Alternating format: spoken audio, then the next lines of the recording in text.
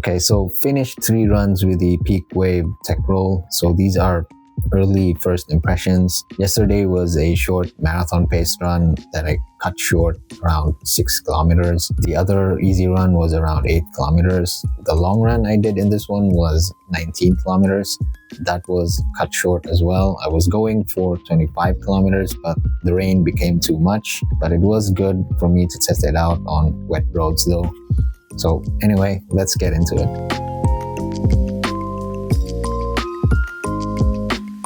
First, when I took this out of the box, it felt pretty light in hand. It weighs around 236 grams. And as for stack height, it is a bit tricky because if you measure the forefoot using World Athletics standards, around 75% of the shoe from the center point, the shoe's forefoot is roughly around 38 millimeters. But because the rocker starts pretty early in this one, the tallest section here in the forefoot is closer to the midfoot and it's more like 40 millimeters. The heel also came out roughly around 40 millimeters. When I first saw the marketing photos, I honestly thought the drop was just another translation issue because a lot of Chinese brands messed that up. But in person, it really is zero drop. There's basically no forefoot sidewall with the insole inside here. The insole is above the foam here, so you can feel it just right above, and there is no sidewall here. If you land awkwardly sideways and if it's a bit too much, your foot will actually fall off to the side. The heel might be under a sidewall,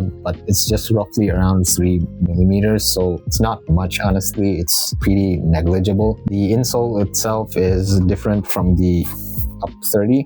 The Up30's insole was softer and mushier, though it didn't have a cup around the heel. With the Up30, it had taller sidewalls. That cups around your foot kind of feels like you really are inside the shoe. This one has that heel cup, yet I do feel like I'm standing taller here and like on a platform. Also, the rocker here starts a bit early. It's quite similar in starting point to the Mizuno Wave Rebellion Pro Low. The difference with the Pro Low is that it's a bit more edgy and immediately goes upward at a sharper angle. The peak here is actually more smoother. It's also rounded, so when walking it really isn't as awkward as the Wave Rebellion Pro Low. It's also pretty nice. The impact when heel striking is a bit more smoother.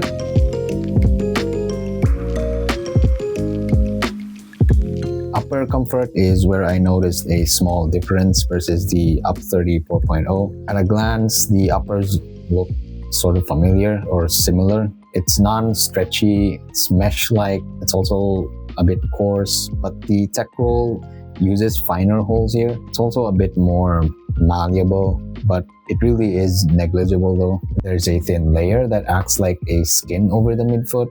I thought it was a gusseted tongue, but it's actually not. It's subtle, not noticeable. I don't think it adds comfort, but it's more purposeful to keep shape or durability, I guess. Well, in a way, if it does keep the shape, I guess it does help in comfort. When it flexes, there won't be a harsh kind of feel like the folds here poking the sides of your foot, especially that the upper material isn't a fabric kind of a mesh, but it's more like a fine window screen material. Still not what I'd call a very comfortable upper. It's just refined. A better heel collar material here, though the heel is pretty flimsy. The tongue is a full suede-like material. The Up30 just had this material above your ankle, but above your forefoot was the same screen type of mesh. This will take a hit on breathability versus the Up30, but on its own, it's quite breathable enough, and it's actually better in terms of ventilation versus other daily trainers. As for sizing, as usual with Peak, I sized down a half size, so instead of my usual size 10, I'm on a US 9.5 on this one. Unlike other Peak shoes or from other Chinese brands, this is shorter a bit by around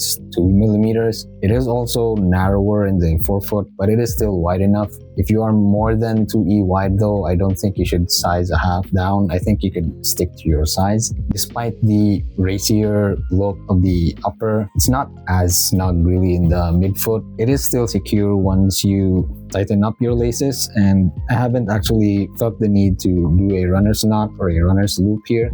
The forefoot isn't that roomy above the toes, even if this is slightly wide.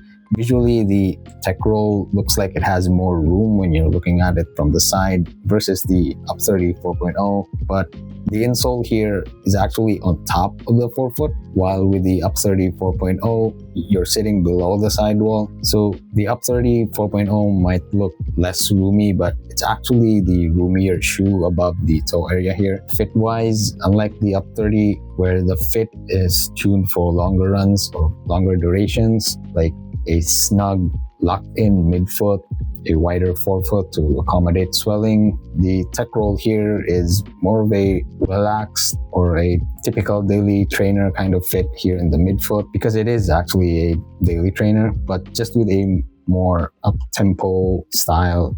It's breathable, light, and all that. Now with the ride and feel, it's still early impressions, so take this with a pinch of salt. Compared to the Up30 4.0, which has a nylon plate, the Tec-Roll isn't as steady, and what I mean by that is the forward stability. That said, on its own, it's steadier than it looks. Without a plate, it is actually steadier than other high-stack forefoot shoes with more aggressive toe springs. Heel to toe transitions are smooth when it comes to landing, but in terms of smoothness, like keeping steady paces throughout, it's not as smooth like the Up30, which has more forward stability and guidance, again, to that nylon plate. What this has over the Up30 is just a better, smoother landing sensation, and what I really noticed is that the forefoot roll almost makes you want to go faster. It could just be that the shoe is new and it hasn't mellowed out yet, but during my marathon paced runs, I was subconsciously drifting faster, and when I was aware, I just had to hold back. I did zone out on that one though, so I guess it's pretty easy to pick up the pace in this one. When I was shooting my B-roll shots, I did do bursts of 350 or 430 minutes per kilometer. They were just short bursts. I don't think it's a true nimble speed shoe for those interval sessions though. It's really more like an Adidas Evo SL, where it's a daily trainer that's versatile enough for up-tempo work. Versatility wise, I think this is better than the Evo SL because I can do long runs with this one. It has more forefoot and midfoot meat, and it's still soft, but it has some resilience. More importantly, it's a more stable long run option versus the Evo SL. And stability wise, it's not the most stable out there, but it is still better than the Evo SL. This isn't a stability shoe, so if you have those stability issues,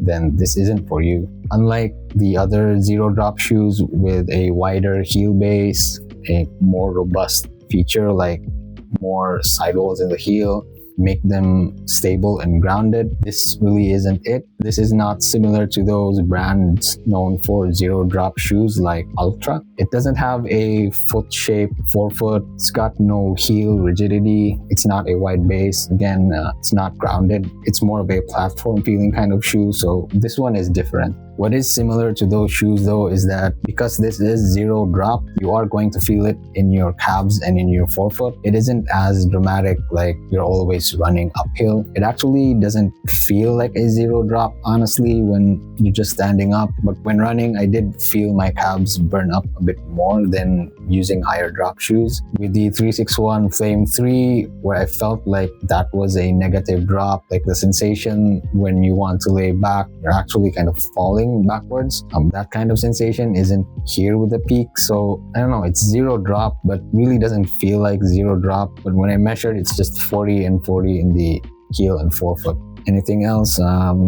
Yeah, cool thing to note here is that there's a cutout in the midsole. It's not that deep to be unstable when you land, like on other plated shoes where it's pretty thin and the cutout goes deep. This one is kind of thinner, and it just does enough to give a slightly mushier feel. So you will have that marshmallow kind of sensation, but only a little bit. It's still not a mushy shoe. I'd rather call this one a bit more responsive shoe with a cushiony kind of feel to it. And because the cutout actually extends to the forefoot, you don't get that slappy or pop kind of sensation like the Peak Up30 4.0 or other shoes with a more flatter forefoot. This one just really rolls, and not just forward but also sideways, and it is smoother because of the cutout here, especially when you land heavily in this area. I noticed that my usual landing falling on the lateral side, and after landing I roll into the medial side. The transition is actually smoother without a sudden snap from one side to the other, but it's not like other shoes where I'm not really aware of it. This one I do kind of feel it a bit, but it hasn't given me anything to bother me actually. Anything else? This is still first impression, so I don't really have a lot to say with this one. I guess the bounce is there. It's subtle. I guess it's springy, but not dramatic. The foam feels a bit mushier than the Up30 when landing, but actually it has a quicker energy return versus the Up30 4.0. Again, it's not explosive, but it's a bit better, which actually, or I guess what I mean is that it actually feels much more livelier than the Up30 4.0. Again, these are first few runs, so this could change as this one breaks in. It feels denser yet surprisingly light on the run, probably helped by the geometry of the shoe. Cushioning wise, again, I feel it's better than the Evo SL for long runs. I do need to take this to multiple long runs just to be sure though. I'll keep running in it and do a longer term update once I have more mileage in this one. For now, these are just early impressions. The shoe is promising, but we'll see where this goes. Thanks for watching. Keep running, stay fit, and always be kind.